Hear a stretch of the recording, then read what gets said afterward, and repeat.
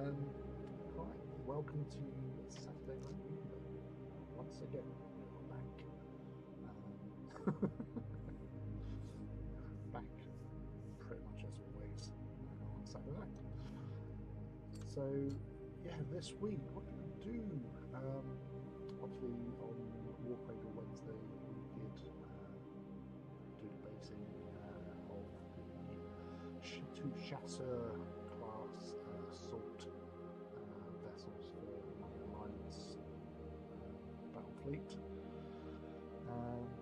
They look pretty cool. I'm quite happy with them. I've got more of them to do.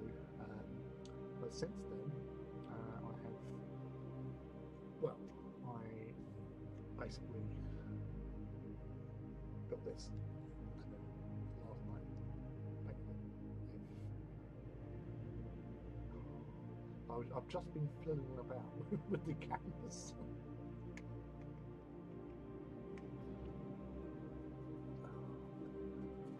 Oh.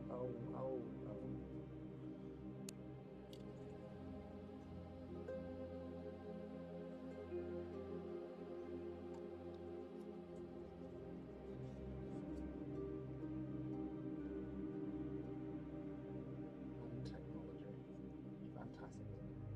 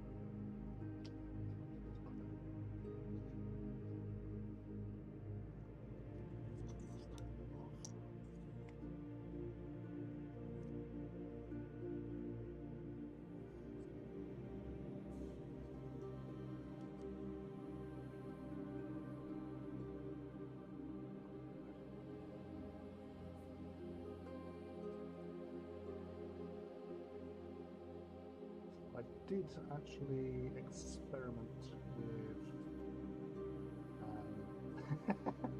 Hello, Mira, and hello, the Alucard. Funny you should mention Titans. I actually have one just there. If you give me 2 secs, I shall gingerly present it. Now, this is one of my smaller ones. But it's lovely to see. Happy New Year. I haven't spoken to you since last year. So I'll take this up a little bit more. So these are my current Mechanicum dudes that I'm working on. I've got to do the bases of these. So in March, I am venturing up to Warhammer World for the open. Well, it's a store anniversary on the 1st of March. That weekend, they do a ticketed event, and it's all sold out. Not that you have to pay anything; it's free tickets. But, and they do the Legends of Paint competition. I say competition; it's an event. So basically, you can submit. Each person that attends can submit one model for the Legends of Paint, and the painters from the Warhammer community team, like the guys you see the presenters, they normally do the judging. So they go along and you graded on basically your paintwork. And they do offer CC as well. So if you want to, you can take your model to them afterwards and they'll have a chat and give some pointers, which is very nice and helpful because some of us still don't know what the hell we're doing. So I thought, right, okay, I tried last year and I got silver for my Titan that I entered. And I kind of let myself down. I'll be honest with you. Like it's one of my favourite painted Titans that I have done. But I did. There was the bit that let me down is what cost me a gold, and they actually said we would have given this a gold if it wasn't for, as they call it, my red on some of the panels is pretty flat, and I knew that. I kind of just thought, oh, maybe they'll just ignore it, thinking I could please it. I was a little bit, you know, I was very lackadaisical in my approach on that one. I've got a silver, which, you know, I don't go in there wanting to win, like the top award sort of thing, reward. Yeah. So this year, I've basically started work earlier and doing all the little details. So this is what I'll be taking up there. It's so big. I have posted on Instagram. It was the photograph I done last week, I think, or this week, like the where this dude is standing there, guns ablaze, being shot, and all that sort of stuff. This is Last Shadow. This is my War Master, and so you can see, Last Shadow, War Master of the Legio Silaria. And Mira, when you get to the book that Legio Silaria is in, you'll love it. It's one of my favourite of the Heresy series books. It's Titan Death. It's literally one of the last ones. That guy Haley wrote it. But it's a really good book, and it gets you. There's several books, because obviously I like Titans. So Mechanicum is again one of my favourites because of it's the whole Mars Civil War, the death of innocents that occurred there, that Graham wrote. Then you do get a little more like behind the scenes, the whole like, Martian thing, but also the Titan Legios and the Night Houses, so House Tyrannus, who's a big love of mine as well, because I'm one of the I'm the creators of the Tyrannus Owners Club. So you had the Titans Owners Club, they came after it. We were the first TOC about.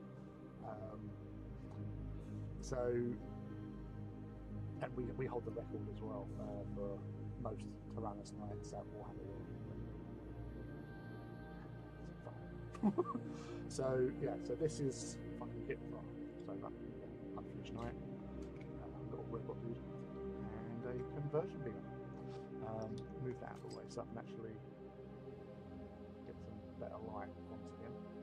So yes, I've been focusing on the red, so I put a camera in the light, and lots of other little details like cables and everything. It's really hard to see on the camera.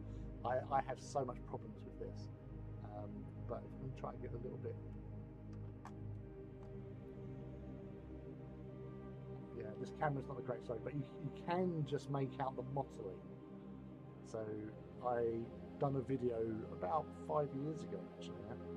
I think it was about 5 years, showing how to paint this particular scheme, because it's one of those ones that if you see it, you think, I really like it, but how the hell do I do it? So I just done a little like couple-minute long video of showing how to basically like you sponge or stipple, those are the terms. You see it a little bit better there, but you also have this little, the lone Blood Angel with a missile launcher at the bottom there. Brother Solitaris, as I call him. But yeah, this is one of my favourite models. It's also one of my favourite schemes that I've done, and yeah, I'm going for it, to say the least. And as you mentioned, Titan Army. Just here, this box here has the rest of my Legio Silaria in it. So, seeing as you're here, these are some knights.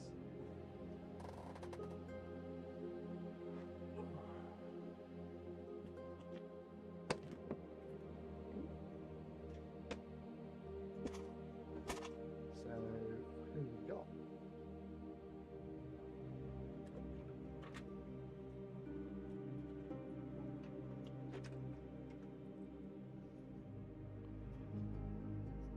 have this young lady. This is Aphionia. Something sort of come off.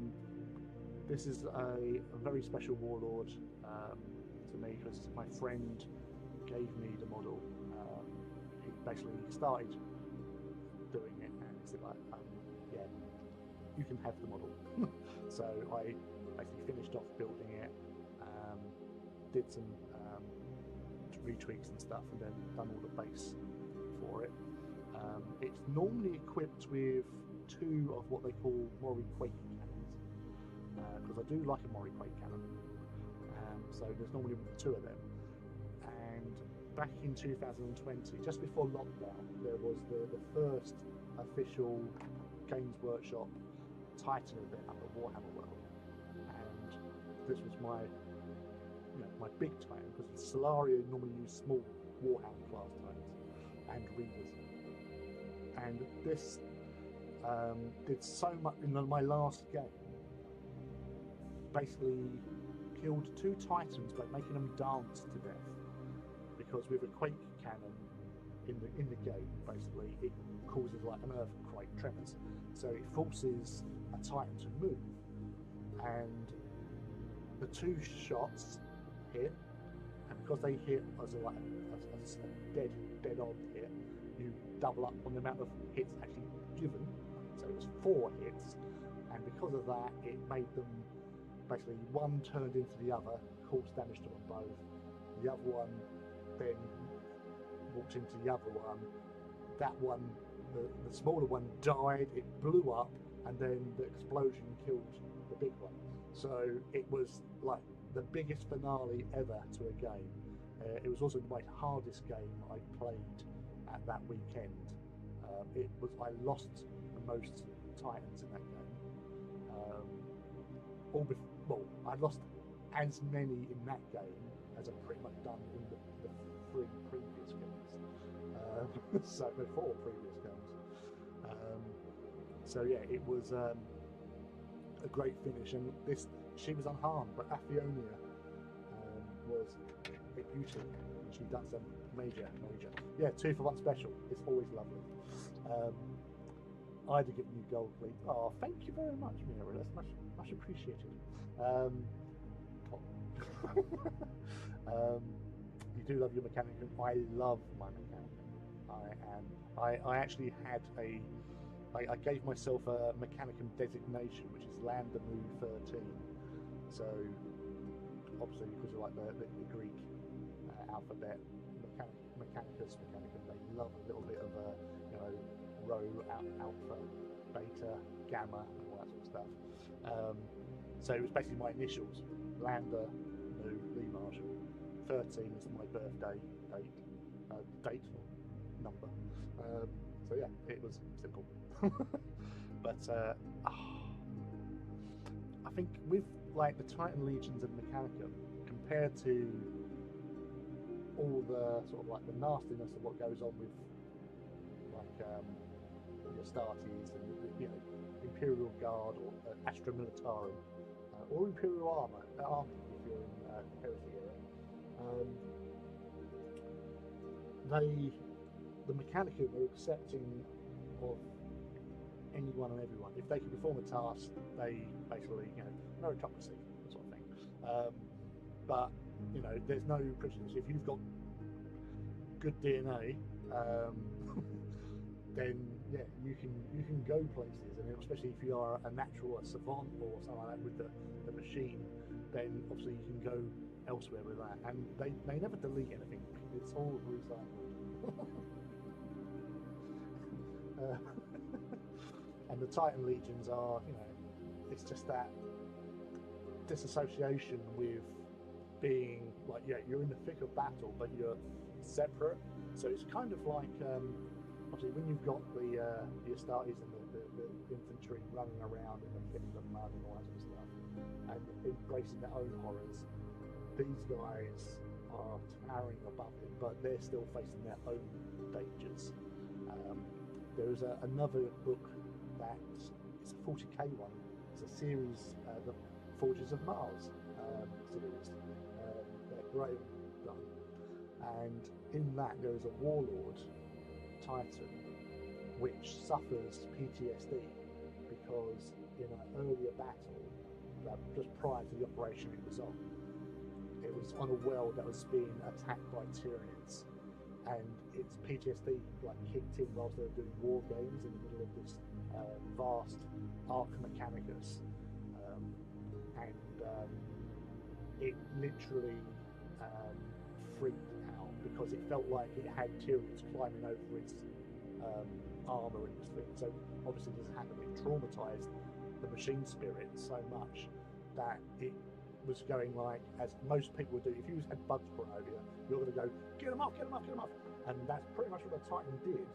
And then it fired its plasma blast gun, which then had obviously dire circumstances for a lot of the crew that was scattered around because, you know, being shot from the outside, you've got armour plates, but when you've got a weapon of that destructive capability fired from the inside, it caused a lot of death and destruction, unfortunately. Oh, I'll turn that down a bit. Thank you for that.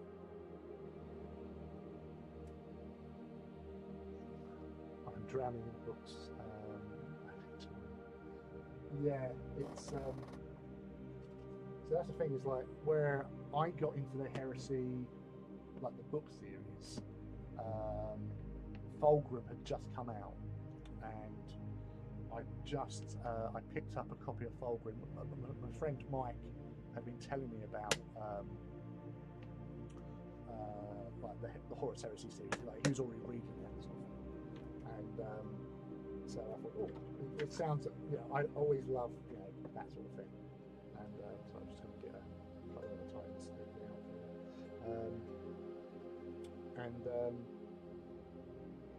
I thought, okay, let's give this a go. And I read the first three, obviously the trilogy, the three author trilogy, obviously Horus Rising, Galaxy in Flames, False Gods in Galaxy in Flames, and yeah, you're totally hooked. You know, we always knew how the heresy sort of started and how it ends, but it's the journey getting there, it's just the adventure. So it was probably about 2 years in there, because obviously Fulgrim was the 5th book. So got into that, and then as you're reading it, as all the books come out, you're looking forward to the next one, and then the novellas and all these other little bits and pieces. And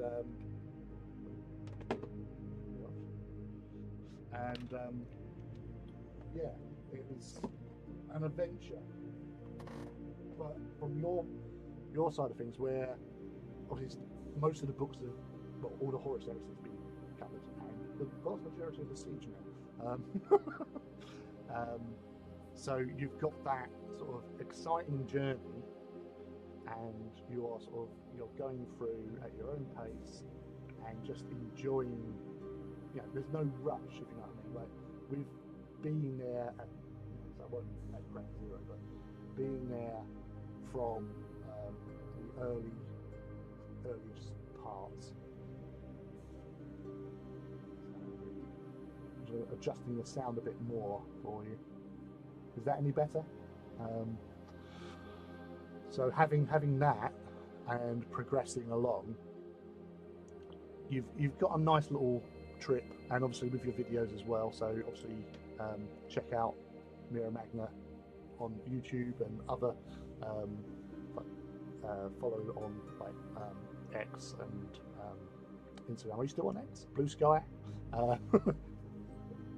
Yeah, good social media sites. Because obviously where you do your little videos, yeah, you got one out again with, I saw a notification come through, or saw a notification on my notifications that you've done another one with Dan Abnett, so Prospero Burns, so that's going to be interesting. All the socials, much easier to hear now. Excellent, fantastic, and yeah, so you've got that. You know, there are obviously certain stories which do sort of like, you read them and you think, well, how does this affect the overall sort of game plan? But it's Dan Abbott talking about Prospero Burns tomorrow night. Excellent. It's one of the Siege books, Saturnine, that Dan done.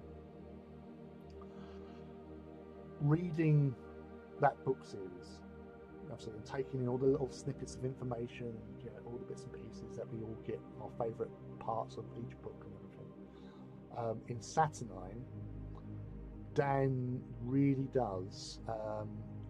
He finishes off a lot of the sort of storylines in that book and gives you what you want. Yeah, he does multiple payoffs in that book, and it's one of the reasons it's one of my favourite of the Siege of the Terror books, because obviously it brings you those little scenes that you want to see, and also things that have been sort of alluded to and built upon in other stories leading up to the Siege series. And Dan done it, you know, for that alone, that was worth the admission, because you got so much payoff in that book. So yeah, it's definitely something to look forward to, getting there eventually. Oh, well, that's no worries. Thank you for dropping in. It's lovely to have you here. Like, on Wednesday, I mentioned earlier on about sound. I didn't realise that nobody could hear me. Normally, which I haven't got at the moment, normally I have my phone on where I can read the chat. So I turn the volume down so it doesn't get, you know, feedback or anything like that. But there was a couple of people that was talking, like there was like, saying like hi and all that sort of stuff, and I'm just talking away. I did not realise until someone turned up about 9:30 that couldn't hear me. Nobody said anything.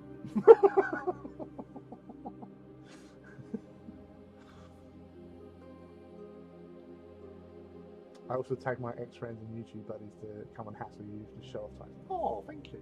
I say I don't. All my vast small titans, of which there are many, and that's my kill banner for my big titans. Are you at Salute this year? Because we are there again. So hopefully, if you are there, that you're parked up near to where we are. We're in the same sort of position as last year, and then I can have a proper chat and catch up for a change. There you go. I'm a good friend like that. Sound engineer. So you can add that to your qualifications list. Oh, you will be there with Games Fabric. Excellent. So yeah, so we know we got notified last week of where we were. We are practically in the same spot as we were last year, because you were just to the, if we're facing the front, you were just to the right to us. If we were facing the back, you were just to the left of us. But yeah, so it will give you a proper tour around the setup and all that if you want as well. So you can see all the lovely titans, because there's some really nicely painted. Like my ones are okay, like, and I'm not putting myself down compared to some of the other guys there. I'm a good standard. Theirs amazing. So you got that to look forward to. I thought there would be titans. There's 3 titans there. We've got Mechanicum, we have titans. So these, as Mira was requesting, wanted to see some titans, so I luckily had some titans here. These are my small guys from the Legio. David Gibbet, and his big ones are in the warehouse. Yeah, they're in the hangar, because I don't have the space in the hobby venue for lots of big titans, unfortunately. Especially like the Warlord is 2 foot tall, and it's like 8 kilograms, and you don't want it just being sitting on the side precariously. So they're safely Yeah, because when they're out of their box, out of their storage containers, there is a high risk that I will accidentally bump into them.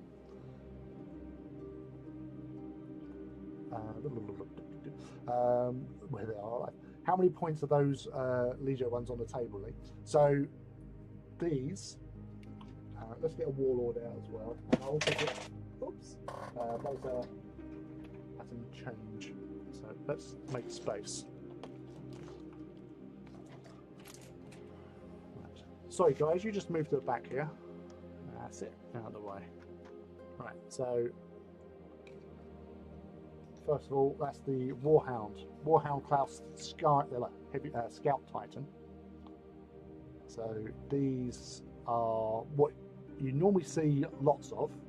They're one of the more numerous Titans around, with the foot standing on top of its kill of a enemy warlord head, just there. These go around in packs normally. So you can get, like, you know, working in concert within a maniple. So next up from the Warhound, you have the Direwolf. So the Direwolf is a heavy scout titan, and it was Angron that sort of intervened in their development, because his favourite Titan Legio, the Legio Audax, which appears in what did it appear in? Betrayer. So what Aaron created it, was an all Warhound Legio, and they went around hunting with Ursus claws and harpooning bigger Titans and pulling them down. But because they'd been naughty and they were banned from having anything bigger than a Warhound, and Angron thought, no, my friends need something a little bit more. So they got the Direwolf allocated to them as well, which comes with a neutron laser cannon there. You've also got options for a volcano cannon and a conversion beamer. But these are sneaky little buggers. These can deploy ahead of the lines.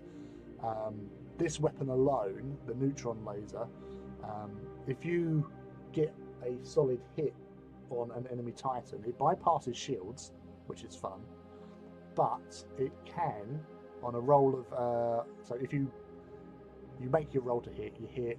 If you beat the armor level, the armor rating with your damage, you've got a 3+ roll to make on a d6. If you get 3+, you shut down that Titan. So it basically just goes, someone's flipped the off switch for that phase.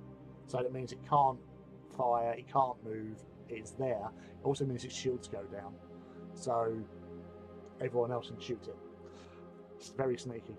And even if you do, like, if you don't actually pierce the armor, you can roll a d6, and on a 6 it does the same thing. So yeah, they're very sneaky and nasty. So from the Direwolf, you go up to the mainstay, the Reaver Titan. So this one here, it's got laser blaster, turbo laser, melter cannon. It's a jack of all trades Titan.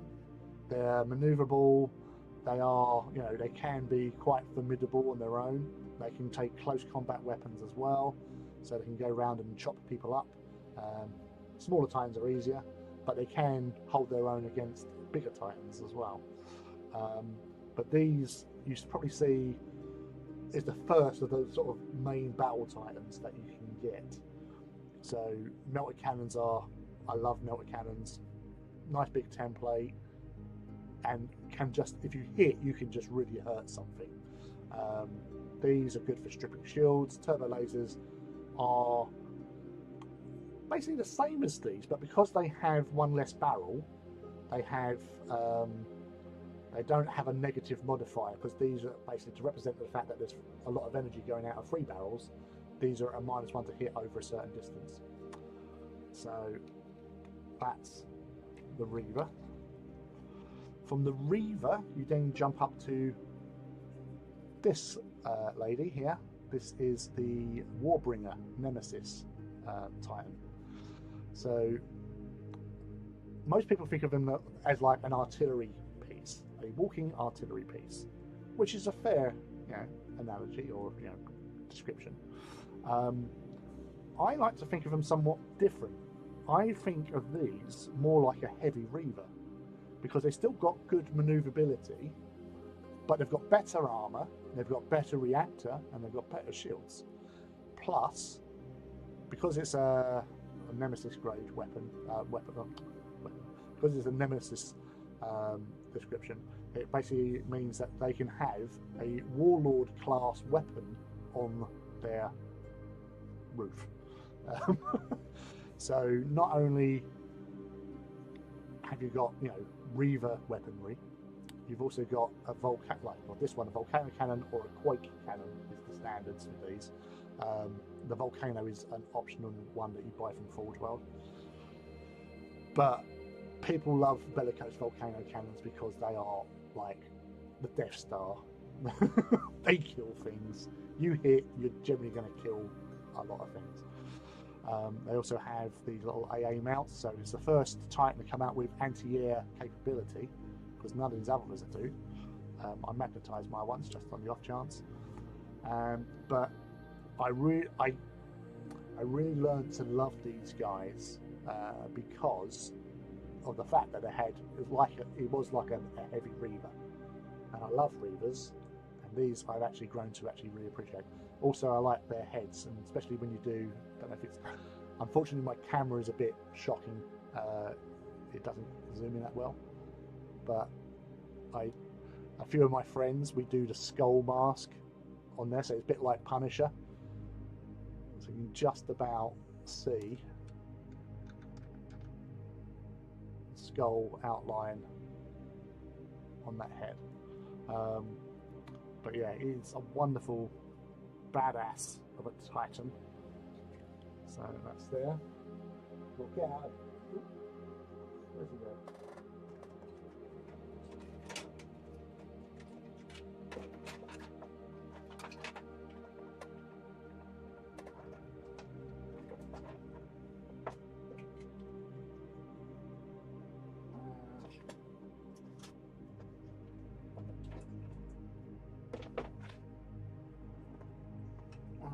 So this is a different Warlord.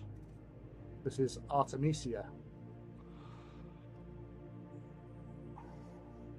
Bellicose volcano cannons, quake cannon, las blasters on the roof. They are so hard to take down. Legio Volpa dead on the floor. These are the standard mainline battle Titan. There are Titan Legios, such as Legio Mortis, that have the most Warlord Titans. They got favoritism because they are the Legion of Fabricate General Kelbor Howe, his little favourites. Whereas the Legio Ignatum, these guys, they were like the favourites of the Emperor. The Emperor had, in the old sort of lore, back in the Titan Legions day, in the late 90s, there is actually a paragraph in one of the books where it specifically says that the Emperor, during the Great Crusade, blessed 80 engines of the Legio Ignatum personally, and they've always served as sort of defenders of very strategically important places, and like their symbol of the fire wasp, that old earth creature, they get very angry when roused, so the worst thing you can do is piss them off, because they get a little bit angsty. But yes, the Warlords are the king of the battlefields. They stomp around and bring death and destruction to the enemies of mankind. From there, as I showed earlier on, we have the War Master. So this is the War Master Heavy Assault Titan with its suzerain plasma annihilators. You can swap out its shoulder mount weapons, so that's actually melter guns there. It also has the Retributor rocket systems there. You have siege mortars and AA mounts. You can mix them up, have them all the same, or split them, whatever you want to do. But these are the ones that basically go into close support when besieging somewhere, and you need things blown up quickly. The last Titan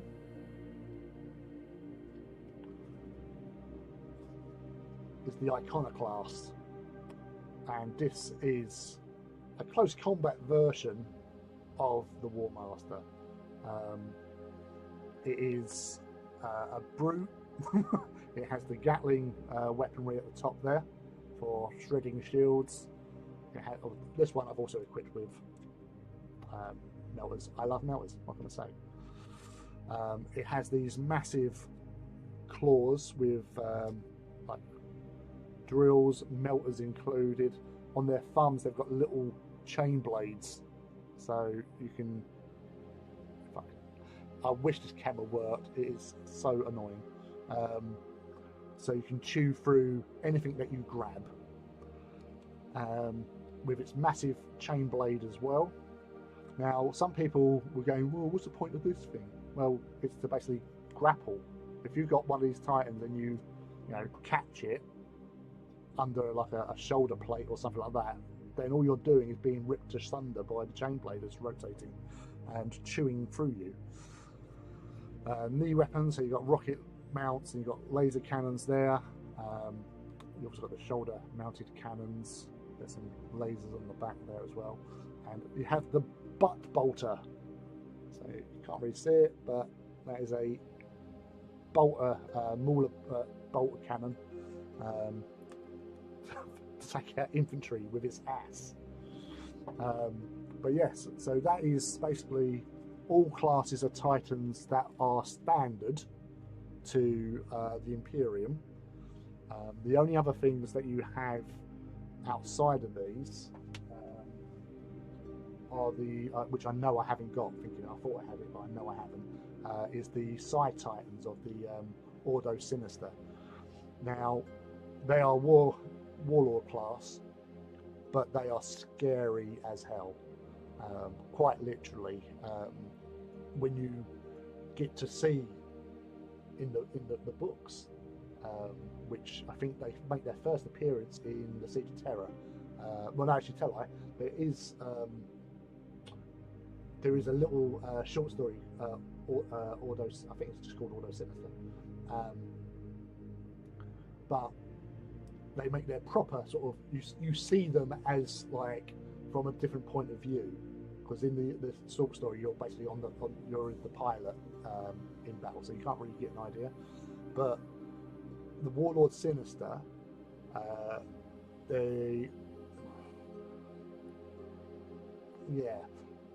it's pariahs piloting the epitome of Martian technology that has been enhanced by the Emperor and then let loose with weapons that are powered by psychers. So not your normal run, this alpha grade, or delta grade, whatever the highest grade is. That's what fuels its weapon systems, and it can heal itself because it has psychic mastery and stuff like that.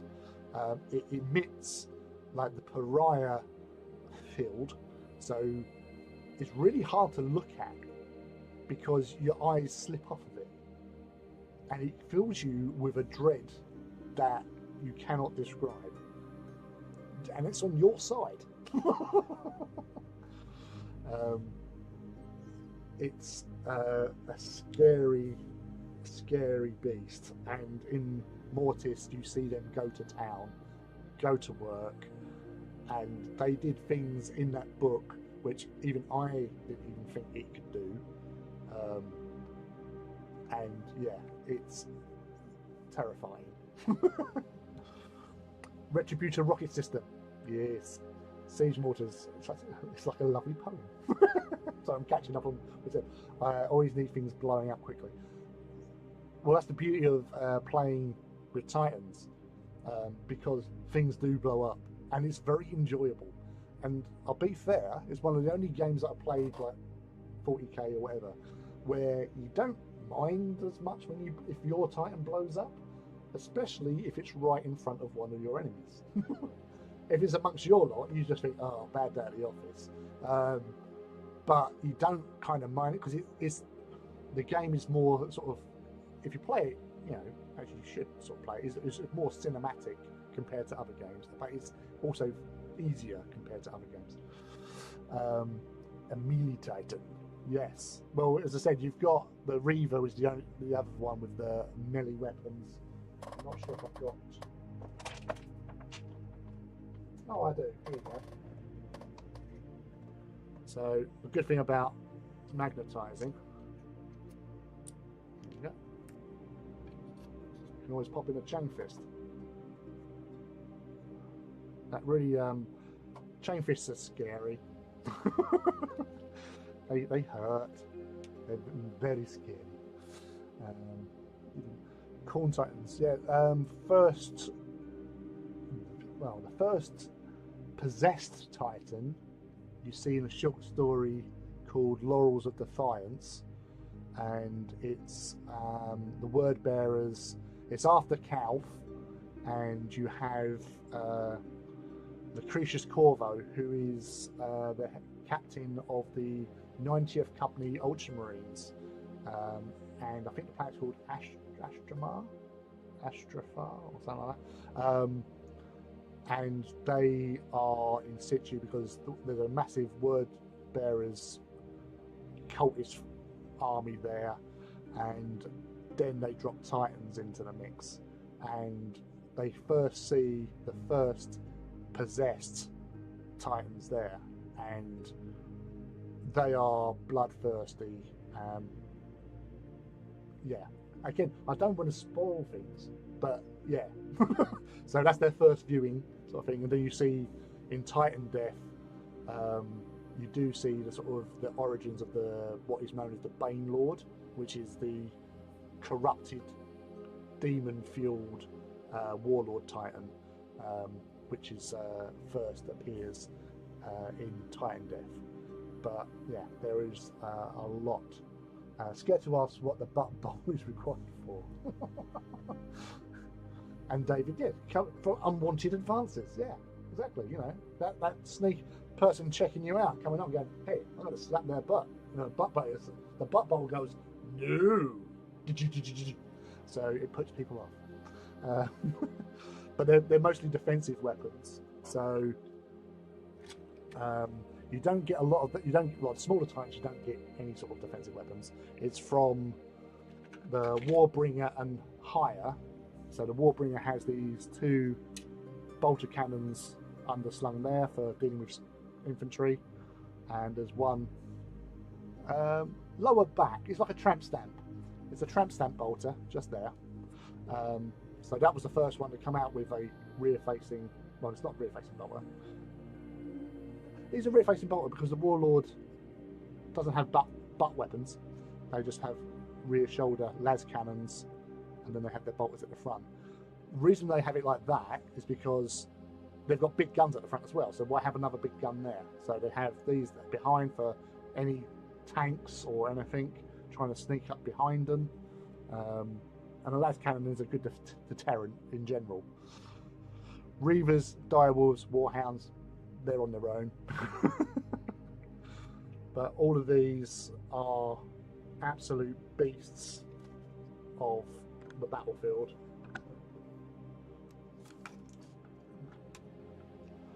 Oh yeah, and that's what I have been working on is a Emperor's Children Thunderbolt.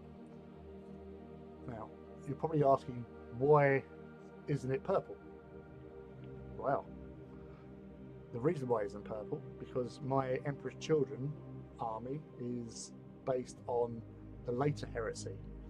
And in the original lore, the very first pictures of Emperor's Children, which appeared in like Space Marine or Adeptus Titanicus or whatever, where they first introduced like infantry models and stuff, you see a picture of it was a kit-bashed spaceship that landed.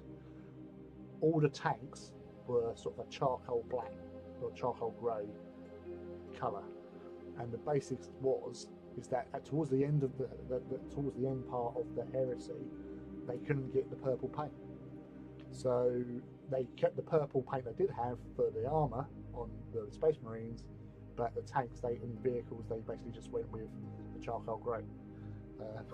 So all my Emperor's Children tanks and above, APCs and all that, are all charcoal grey. The smaller vehicles like jet bikes, bikes themselves, speeders, they're still purple because they're small enough to have, you can spread that purple around. The other thing, one of my other Titans actually I do have.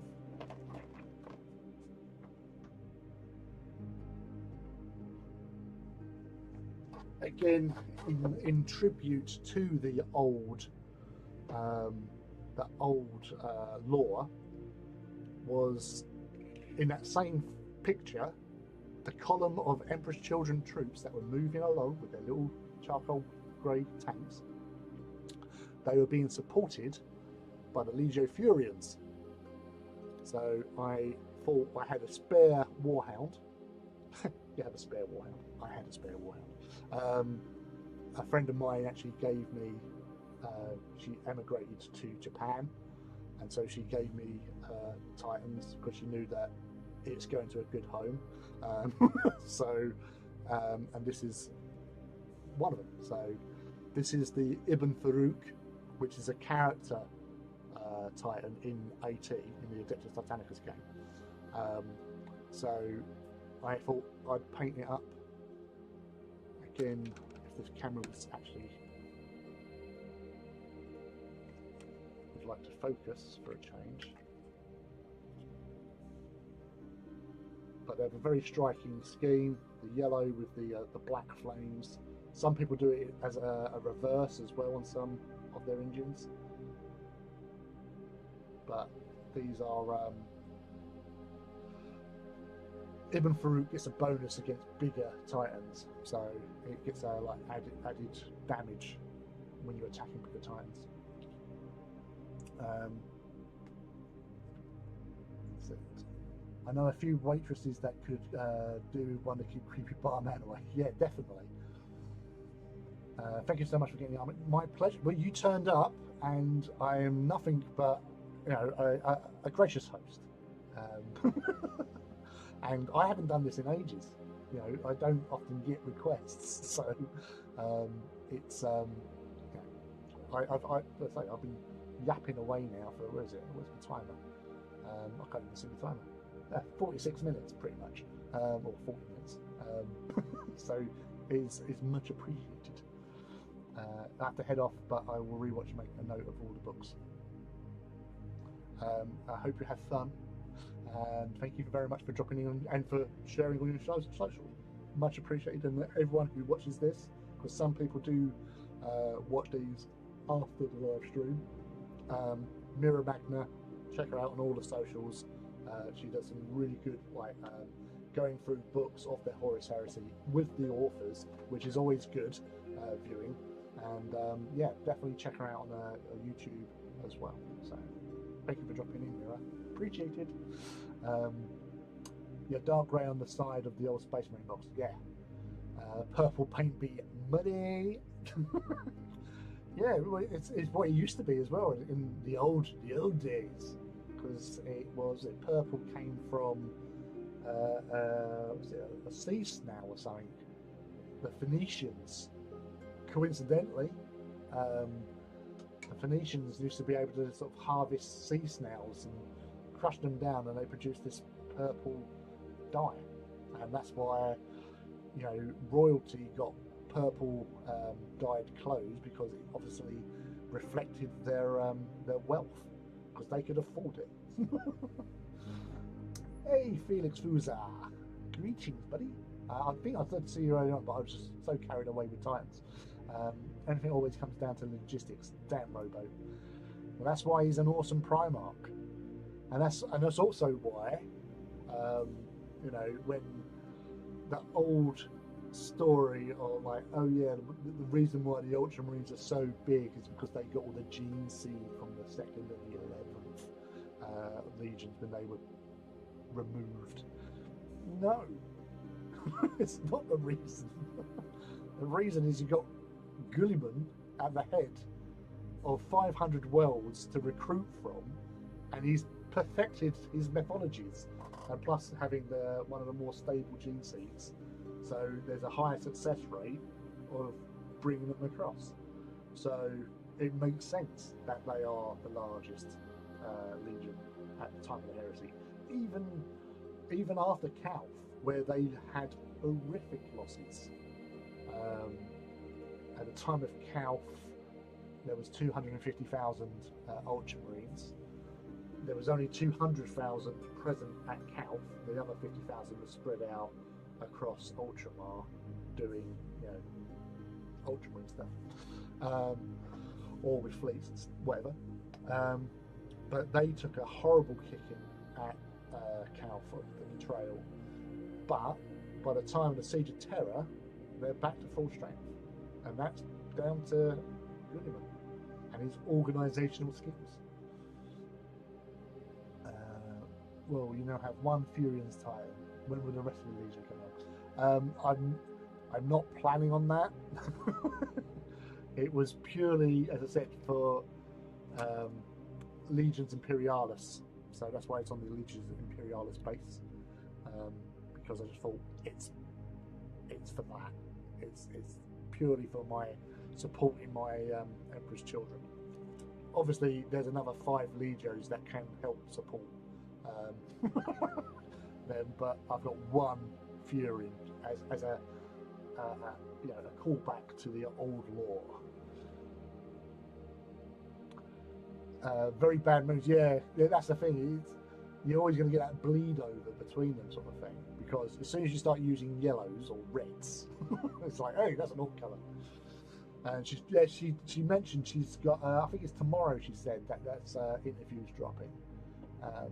But they're always great. I love watching the interviews that she does, and like they're chatting through the books and how they came into being. Like I even remember, like you used to get the interviews in like White Dwarf, and I always remember the one about Legion when Dan wrote Legion, and the things that he was allowed to do in that was like he was like really excited by as well, you know, because he didn't think that he could like, oh, I can do that as well. Woo! And they said, oh well, we want you to put this in there, and he thought, oh, that's cool. But yeah, hearing him talk, all the authors talk about their sort of works and that is always fun. Hopefully, as the series progresses, you'll chat with my buddy Aaron, and he will. Yeah, Aaron is one of, you know, since he's come to the heresy, like First Heretic is a lot of people's favourite book. He does really good character work, and you all sort of find someone in there that you think, hey, I like this dude, and you just embrace those stories. Yeah, it's been far too long, and no worries, we can't take attention away from Titans. I mean, maybe they added a couple more squads, but yeah, 99% is due to Guilliman himself.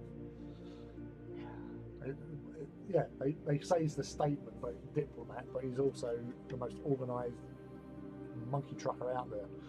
So if you ever needed an Imperium saving or helping not to be destroyed, then you get Guilliman, wake him up, give him the resources, and let him do what Guilliman does best, which is organising the crap out of things. So, yes. And you say, it's like, he gets a lot of stick, poor old Guilliman. But it's all well and good having, you know, the Khan, you know, Russ, Perturabo, and all that sort of stuff. You know, they all have their like really interesting little bits and pieces, and everyone goes, oh, yeah, Ultramarines are just vanilla, but they're not. They really are. And you see that with, if you look at sort of a lot of like the Games Workshop sort of employees and stuff that show hobby on stream or online and social media and all that sort of stuff, a lot of them do go with Ultramarines, and it's not just because they're blue. It might be because they're blue, but it's not just because they're blue. They are a good legion, and in the Heresy they were absolutely awesome. It's like one of my favourite things was when you start like No Fear, and obviously Unremembered Empire. They're really, really great stories, and even like the Calf stories, which I actually do have a Ultramarine character in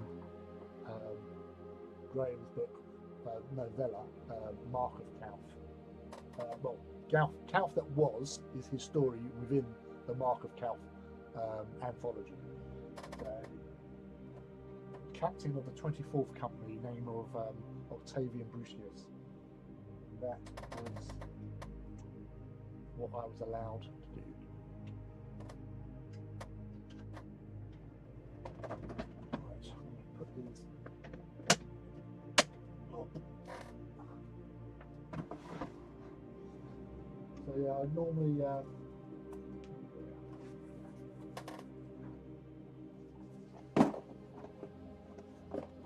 so they're not Titans.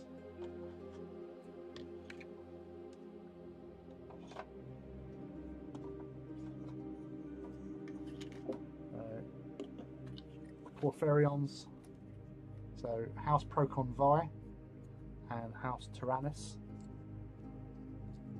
The blue and silver of House Tyrannus. So there was a lot of Lancer,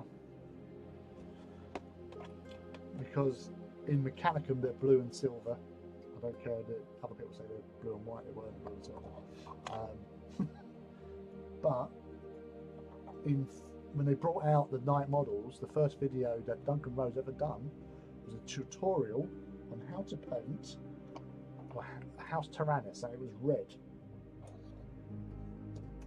So that's why I have red Tyrannus and blue Tyrannus. And in the campaign book, Defense at Riser, House Tyrannus are actually on Riser because they weren't all killed, as some people speculated, on Mars, because there was hundreds of their scions out in the explorator fleets, and they were all making their way back to Mars, going from Forge World to Forge World to Forge World, and it was at Riser when the traitors attacked. So they you could see that it was a personal choice. So the original colour was blue, silver, but there were certain knights that were choosing to go red in thanks to the Mechanicum, because they were losing suits and the Mechanicum were rebuilding and basically building more suits for them to help them carry on and keep the house alive and all that sort of thing.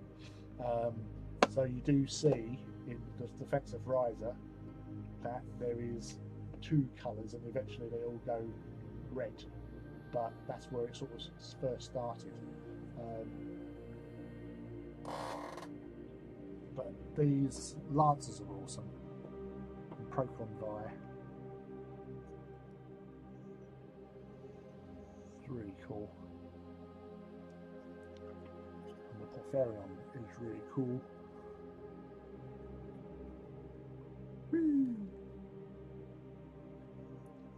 Because these are anti-Titan Knights, so it's pretty insane. I can't remember how many they lost at Calf, but then it was a few years to fully return. It's just insane. Well, technically, because of the warp. Blame the warp for everything. From Calth to the Siege of Terror. So when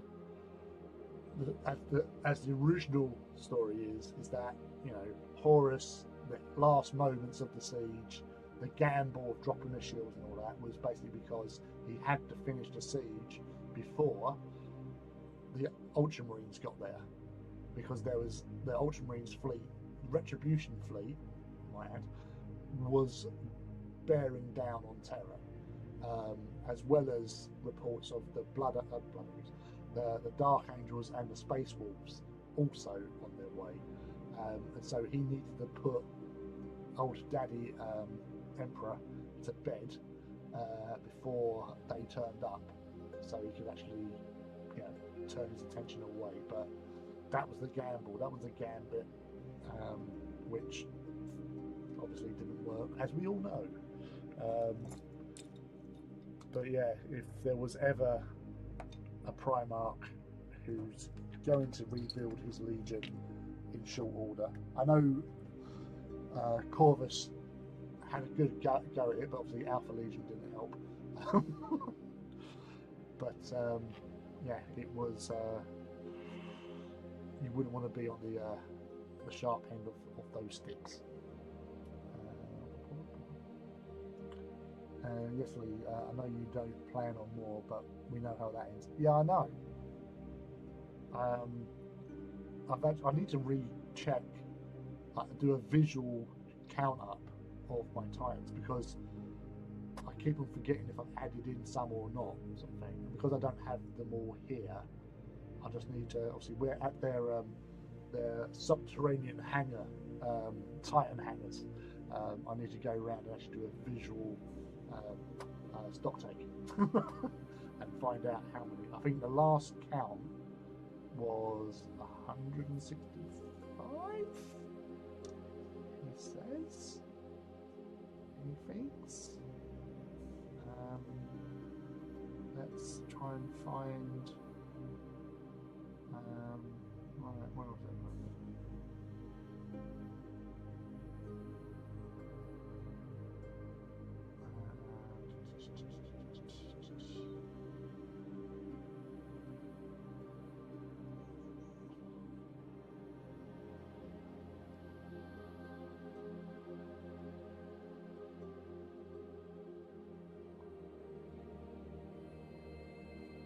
Okay, sorry.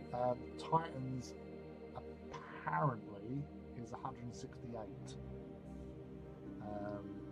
Apparently, but as I say, I need to count them up. I've also got 2 Titans on the shelves to build as yet. So I've got another Iconoclast up there, which was one that was gifted, and a Reaver, which both of them are going into my Legio Gryphonicus force. Didn't Tyrannus later switch to Mechanicum House, hence the shift to red? Well, they did, because Night Houses were kind of independent-ish originally. You've got to bear in mind that Night Houses have been around since the 15,000 sort of time period, M15 basically. They were around before Titans ever turned up, and they were their own sort of independent. Originally, when they first introduced Knights houses into 40k, the idea is that basically you had the Imperium and Mars were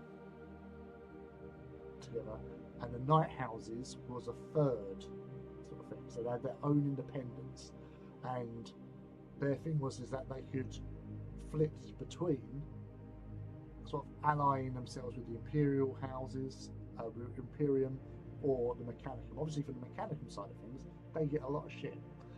They get a lot of neat and cool gear to play with. I don't know what the benefits of having being part of the Imperium. I don't know, but they sort of changed that, so they are sort of either Imperial houses or they are part of the Mechanicum sort of thing, or not subjugated, but they are allied. But they can leave if they want to, so they don't have to stay in that sort of area. They can come out, and there's again, Graham wrote a book about this. It was House Cadmus, and it's a story about when they basically went from being a Mechanicum house to an Imperial house. So the transitions and the problems and stuff that occur from that. That must be what I'm thinking of. Haley, 2 questions. How do you feel about Castigators and Acherons and Legions Imperialis, or 8018? And how are those new Mechanicum armies in LI? What have you built already? So I've done 1 battle force already. So that's the infantry, or some of the infantry. I've got 2 of these with infantry units. So there was 2 sprues of infantry. What I was meant to be doing tonight was finishing off the bases on these 2 lots of infantry. Basically, a friend donated a battle force. Yeah. So I was working on the infantry. I've still got to do the automata. I've started on the Vorax, so I've got 3 of those now. But I've got all the other, like the Castellax and Vorax and other dudes to build and paint there over there at the moment. So got a bit of Mechanicum. So there's 7 Cryos,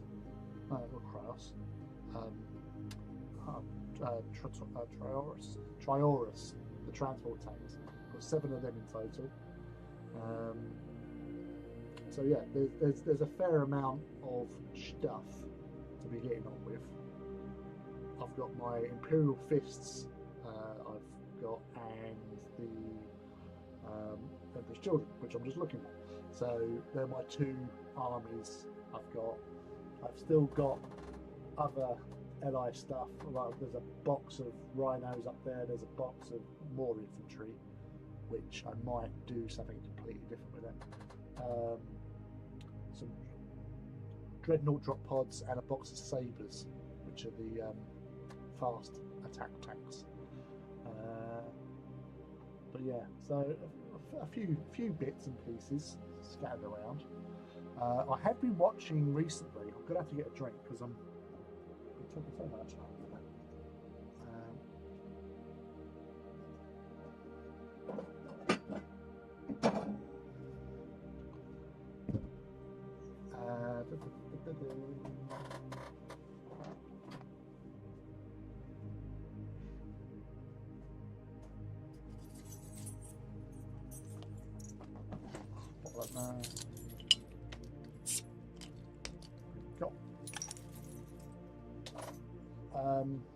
What was I?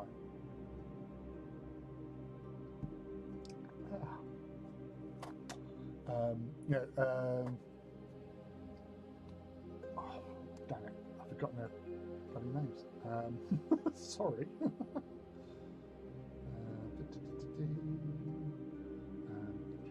Subscriptions. Tabletop Standard. That's it. So I've been watching a lot of the LI battle reports on Tabletop Standard that Chris has been doing recently, and it really does help get a good grasp of how the gameplay flows, because it's alternate activations. But they do a really good sort of like, he's got a really good setup now since he's done his move, and basically has done some work and converted a garage into his studio for these sort of things. So yeah, I've watched about 2 or 3 of them so far. They've done a couple of big games, but it looks pretty fun. So again, it's recycling all the like AT stuff. I've got more stuff to build on like scenery side of things. But one day,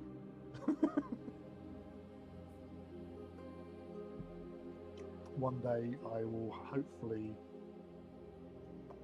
take the time and actually get everything out on one big table, perhaps. I don't know.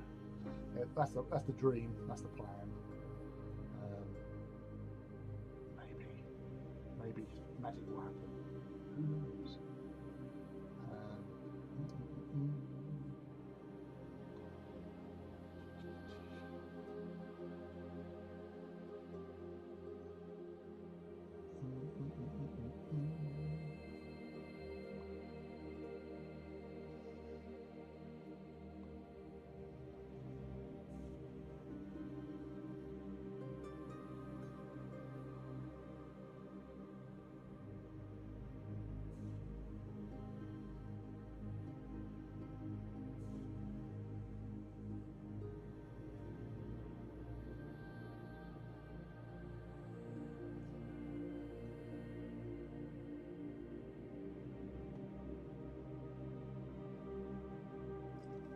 Return a favour.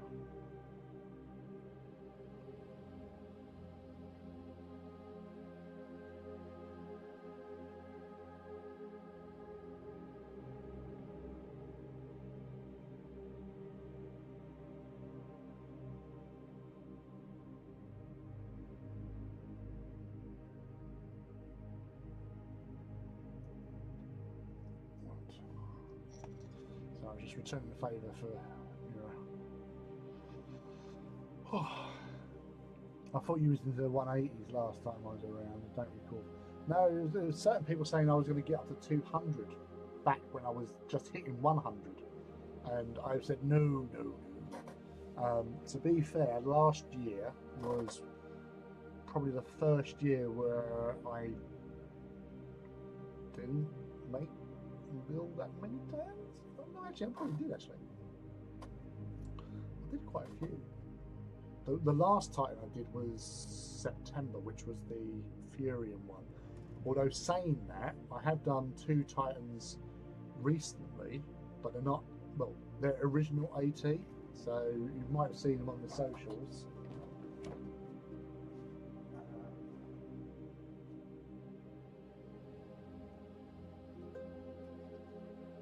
Actually, I lied. It's 3 Titans. I redid an original scheme Warlord from AT, the old Beetleback. So I worked on its carapace after seeing some HD pictures of how it was all done. So I went at that.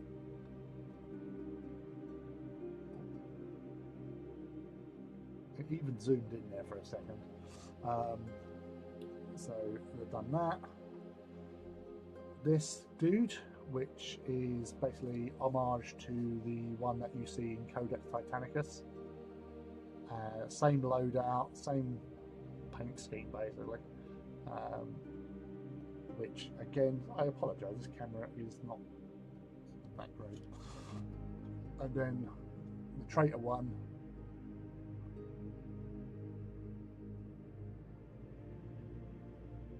So Legio, Legio Magna, I think. Or was it Legio Infernus? I can't remember. So knocked that one up as well. But yeah, I used to love this Reaver. I love the head, and that's why I love Reavers, because basically off of that model. Warlords are cool, but Reavers are just awesome.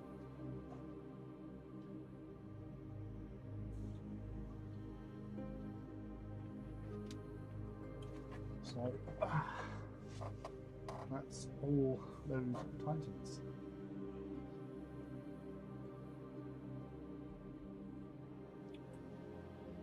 Definitely must miss that place. Oh, I love that. It looks good in the Atlantic. Yeah, so like red armor. Because say those early images where you had the big like artworks they did. We had the two warlords standing there, and like one of them being beaten up behind it. You know, and they had done an updated version of that with AT. And they swapped out the second warlord to be a Reaver. But it's just Titans are just amazing.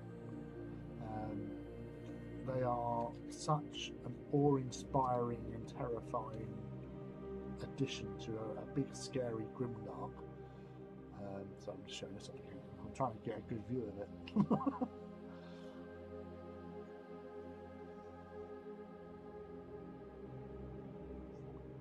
But yeah, these are quite chunky. You don't realise how big these things are. Yeah, Night Reaver. Missiles, heavy bolters, landing skids, engines. But they are really badass and formidable. The whole sort of evolution, there is on my Instagram, it was a couple of years old now, but it was a picture I did of like the evolution. It's really hard to do it on Instagram as well, because obviously you've got to cut it down. So once the Iconoclast came out, I took an updated version of it. So you go from Armiger scale, so the smallest of knights, Christorius, Cerastus, Acastus there. Then you go on to Warhound, Direwolf, Reaver, Warbringer, Warlord, Warmaster. Although I did also include Psi Titan, because it's an evolution thing, and then Warmaster, and then Iconoclast. So that was it's a great picture to have. And they're all facing side on, so like the evolution of man picture, where you see him going up from like, Homo erectus, Homo sapien, and all that way through. So it was very enjoyable to do that, and that's what I love about collecting all these Titans and Knights and stuff.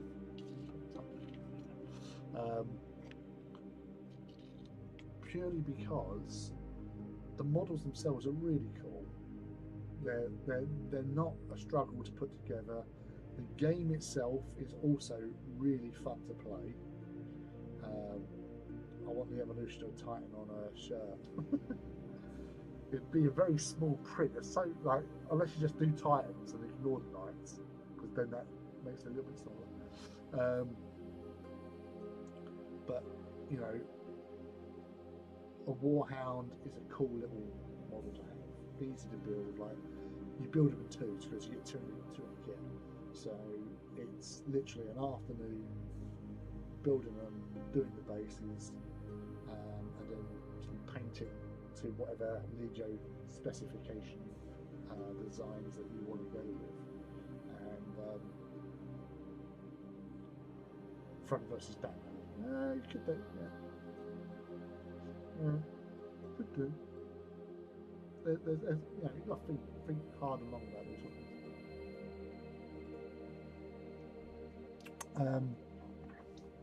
But as I was saying, talking about Titans the other day to some people, is that when you first build like a warlord, and I've said this hundreds of times, it's the sense of satisfaction that you get from building a warlord, because you're sitting there with like a almost 6-inch tall model of one of the most iconic things from Warhammer. You know, if you say Titan, you're either going to say Warhound or Warlord, generally, because most people have an affinity to Warlords or they have an affinity to Warhounds, because Warhounds are just like, you know, dogs, badass hunting packs, and and warlords are like the elder statesmen, you know, walking along, and as it known, they're lord of war, or warlord. There's only the Reaver and Direwolf that don't have war in them. War Reaver and War Direwolf.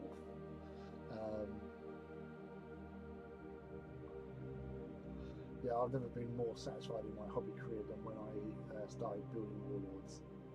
Even War Masters didn't get the same rush. No, like I remember there was a Warhammer community, Warhammer TV were doing a presentation show a few years ago, and it was on for about an hour and a bit. And in that time, I'd built myself a warlord. I was sitting there watching it and just like building away, and because you got that, you know, you have that mechanical sort of knowledge of how it goes together. You just like ding, ding, ding, ding, ding, ding, leg, ding, ding, ding, ding, have a leg, ding, ding, groin, ding, ding, ding, ding, ding. Oh, there's the body, sort of thing. And then it's all the little bits and pieces. What took the time is the weapons, sort of thing. But the main things don't take that long. It's clean up and stick them together, clonk them up there, and you know, posing as well. You got to get the poses right, because you know, unfortunately, like with these guys, there's only one pose you can really have with them, which is a shame. But sorry, noob.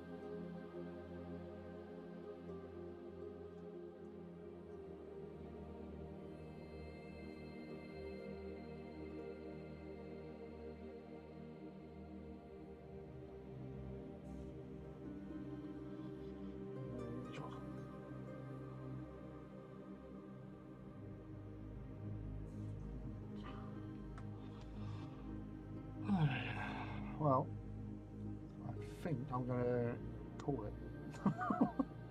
I haven't spoken about Titan so much since so I'm all tuckered out, and I really can't be bothered painting at the moment.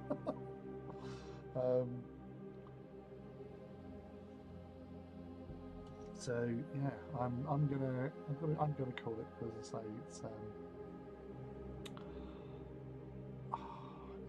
it's been great. I've enjoyed tonight, and I say it's all Mira's fault. So if she does actually listen to it, I'm only joking. But it's been really enjoyable. Also, like Felix and Dave dropping in, and obviously Mira coming in here as well. I've really enjoyed talking about Titans. I should do it more often. I was actually considering I've got 2 Titans to build, of starting on some Titans, because I haven't built one in 2025, and that is a travesty. That needs to be rectified. I'll get these Mechanicum dudes sorted first, and then I shall get on to doing some Titans. So we've got a Iconoclast to do, and the last Reaver of my Gryphonicus, so they need to be done. round it up.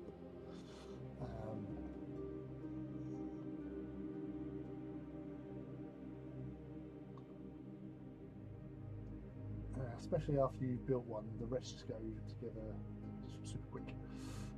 It's been good, maybe not very productive, but that's okay.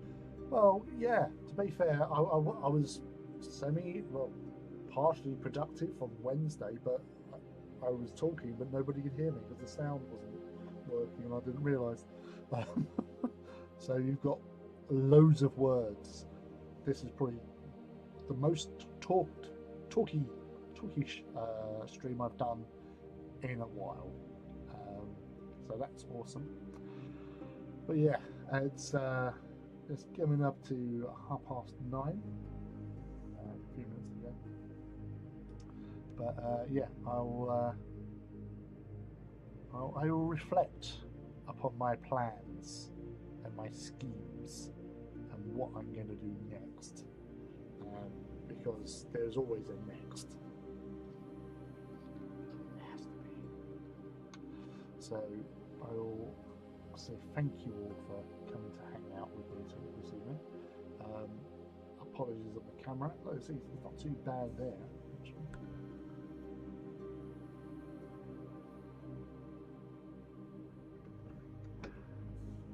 I'll have to piss around this second.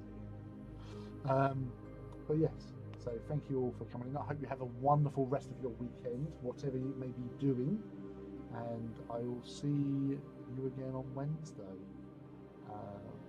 We'll give this Warcradle Wednesday another go, and then see what happens. Because it's not been the most viewed, unfortunately. This is a shame, but there's some really nice stuff. Although actually I know that I've got something coming in, so so something new will be done on that day.